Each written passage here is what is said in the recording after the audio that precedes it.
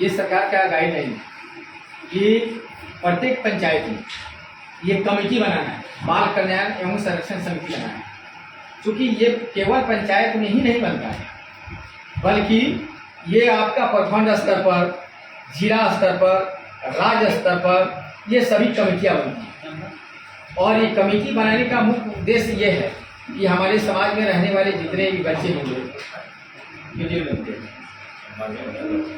30 second का, तो जितने भी हमारे समाज में रहने वाले जो बच्चे हैं, क्योंकि जिस तरह से हम लोगों का अपना अधिकार मिला हुआ है, मौलिक अधिकार है, उस तरह से बच्चों का भी कुछ राइट है और उनके अधिकारों का कहीं हनन नहीं है।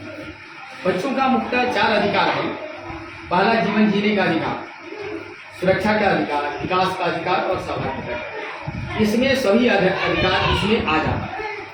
अब जैसे कि आप देखते हैं कि बच्चा जब तक कभी दुनिया देखा नहीं रहता है, तब तक उसके प्रति सरकार की जवाबदेही है कि सुरक्षा को लेकर के, जैसे हमारे ANM जाकर के टीकाकरण वगैरह करती है कि बच्चे हमारी सुरक्षित रहें। और बच्चे का मतलब ये होता है कि जब तक 18 वर्ष तक उसका उम्र नहीं होता है वो बच्चा। और आजकल हम देख रहे हैं समाज में कि सरकार ज़्यादा ही फोकस दे रही है कि बाल विवाह नहीं हो, बाल मजदूरी नहीं हो। और ये हमारे विकास मित्र जो यहाँ आए हैं, उन लोगों को भी सरकार एक गाइडलाइन दी कि हमारे समाज में, गांव में जितने भी बच्चे हैं जो भी स्कूल से विद्यालय ड्रॉप आउट बच्चे हैं, विद्यालय नहीं जा रहे हैं, उनको विद्यालय से जोड़ना है।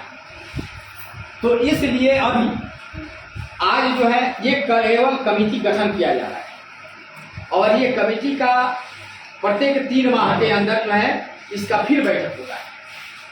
और इसमें ये देखा जाता है, जैसे कि आप सब देखते हैं कि हमारे समाज में जो है शादी का उम्र कितना है, आप लोग पता है ना? शादी का उम्र कितना है? किसका? लड़का और लड़की का अलग अलग है। और लड़का का, हाँ, लड़का और लड़की यानी कि 21 और 18।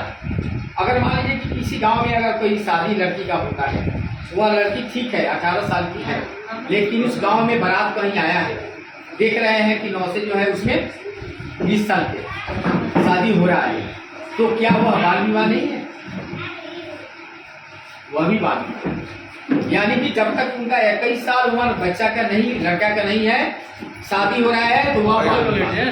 तो इसके प्रति हमें निगरानी करना है, देख रेख करना है कि हमारे समाज के बच्चे जो हैं सुरक्षित हों। और आप सभी जानते हैं, जैसे कि आंगनवाड़ी सेविका है या ANM है, महिला लोग इसमें है, विकास मित्र वगैरह है, ये लोग जानते हैं कि अगर शादियाँ होती है तो उसका जीवन पर क्या प्रभाव पड़ता है।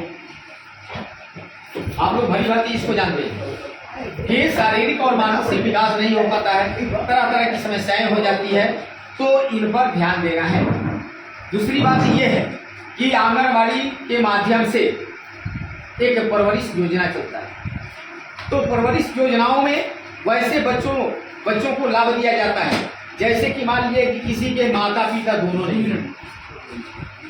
जब माता पिता दोनों नहीं, तो उस स्थिति में परवरिश योजना उसके लिए सरकार लागू की है कि बच्चे को सही भोजन मिल सके, बच्चे को अच्छी शिक्षा मिल सके। तो इन योजनाओं से उसे जोड़ना है। दूसरी बात यह है कि अगर यहाँ बाल श्रम होता है, तो बाल श्रम में आप देखते हैं, बाल श्रम का मतलब क्या होता है, बाल मजदूरी का मतलब क्या होता है, थोड़ा देखिए। ये हम अगर आपसे क्वेश्चन नहीं कर रहे हैं, हम आपसे थोड़ा सा अपना राय ले रहे हैं। जब हम कुछ भी बात करेंगे तो उसमें आप लोगों की सहभागिता, आप भी हमारे विचारों में और आपकी विचारों की साझेदारी हो। आप भी कुछ बताएंगे, बाल मजदूरी का मतलब क्या होता है, किसे बाल मजदूरी कहते हैं?